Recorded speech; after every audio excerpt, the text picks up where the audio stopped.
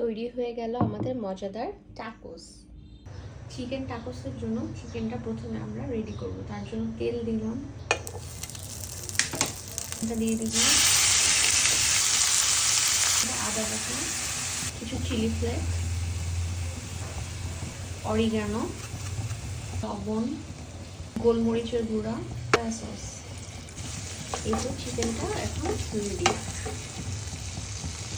প্যানে আমি একটু বাটার দিব, বাটার মধ্যে আমি সসেজ দিব, গোলমরিচের গুঁড়া দিব,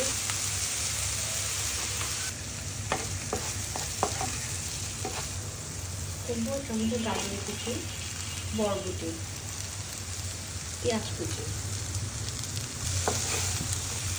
মরিচের গুঁড়া, লবণ।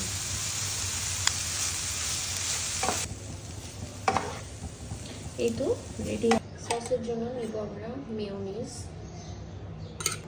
Tomato sauce, chilli sauce, soya sauce,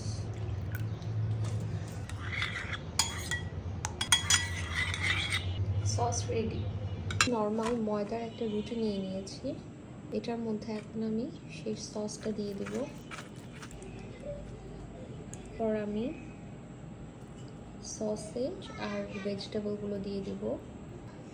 এরপর দিব চিকেন, চিজ। দেওয়া হয়ে গেলে এখন আমি রুটিটাকে এবার ফোল্ড করব, ফোল্ড করে একটু চেপে দিব। এখন এটাকে ফ্রাই করার পালা।